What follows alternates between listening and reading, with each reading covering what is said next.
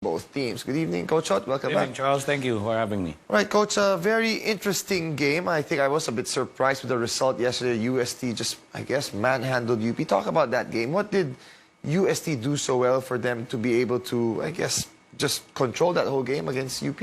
Well, actually, yun energy mas evident dun sa side ng UST. I think they really came out, you know, in a must-win situation eh. Kasi yun nga, twice to beat yung UP. So they came out really with a lot of energy coming into that game. Okay, now when we look at the numbers, I know you pointed out some numbers that were of interest to you. Maybe you can discuss them. The first of which would be the bench score. The bench scoring is crucial. I think that set the tone. Eh. They scored 51 points against UP's 25 points. Eh. And that's a huge differential.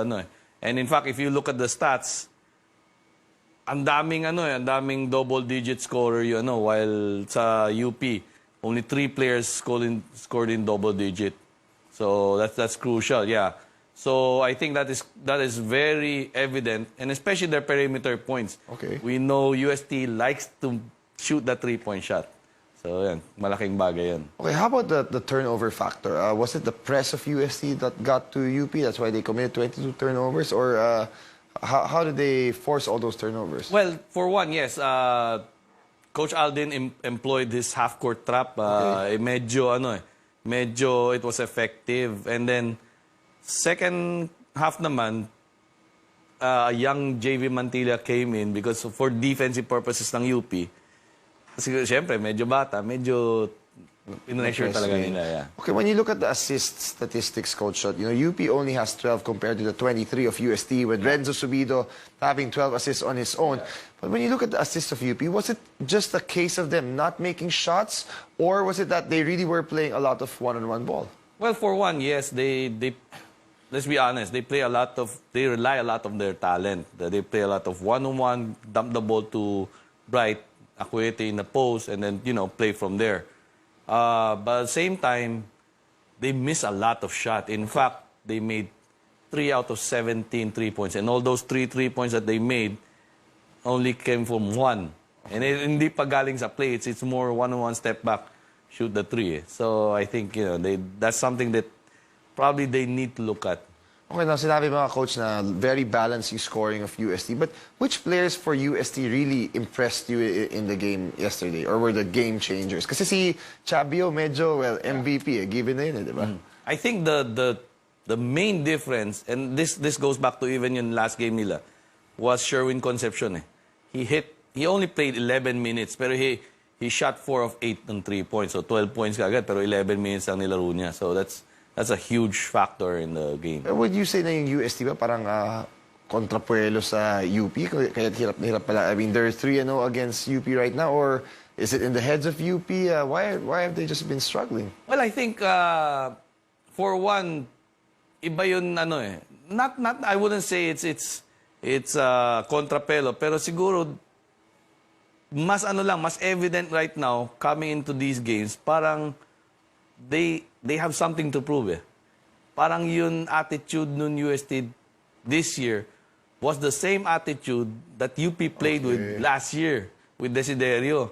Yun parang talagang they have something to prove to everybody. Parang parang nagbaligtad konti yun Parang hungrier ngayon. Yeah, parang hungrier ngayon. Okay, now Coach, I know there were some plays that really caught your eye yesterday. Some sets that UST ran that got them some good looks. Could you break it down for us? Yeah, this is the play that they ran in the first half, and usually when they get their 3 points for Abando or let's say Cancino, okay, they run a regular horn set pero medyo a little bit further away lang, okay.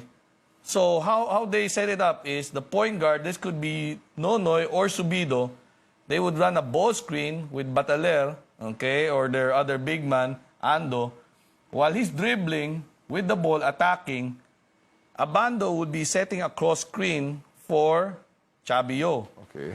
So this guy, with the ball, has a attack and also has a pass. But while this is happening, dahil nagpipick and roll, nandito yung depensa, nagda-downscreen naman dito para kay Abando. That's how he got his 2 3-pointers because everybody's concentrating on either on this pick and roll or Chabio going to the post, and then si Abando will come out. He caught 2 3-point shots here in the first half, and that was really crucial. Coach Alden does a great job misdirecting, just making the defense, concentrate on this one, and then suddenly you swing the ball, you got somebody shooting the 3-point. Yeah, now you mentioned Sherwin Concepcion and his 3-pointers. Yes. I know they ran a play also to get him open for that. Yeah, they ran a similar play pero in a different position lang. Same similar screen-to-screener action. What happened was this. The ball screen was here. This was okay, let's assume, okay. Let's assume this is Sherwin Concepcion, okay? So what happened was, okay, Sherwin Concepcion was here, okay? Sinwitch ko lang konti, sorry. Okay lang. Abando was here, okay? So what they did was, this came from when UP was making their run, and then Coach Alden called a timeout at 3-minute mark in the fourth quarter. He ran this off the timeout. Subido came off the ball screen. Any of the 2-point guard kasi magaling sa ball screen.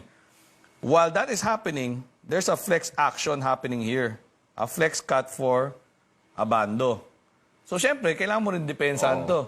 Habang nangyayari yun, pababa naman from the ball screen dito si Chabio. That's where he was able to he was able to make this pass to Sherwin Concepcion and make that huge 3-pointer to give them that separation from the a great place. I love the way you also dissected that, Coach. Thank you for that. But now, when we look at UP, very big game for them, game number 2. A lot of people expected them to be that team that's going to face Ateneo in the finals. Now, their backs against the wall. What do they have to do in the second game? Well, I think their situation, I think, will help them. Kasi do or die.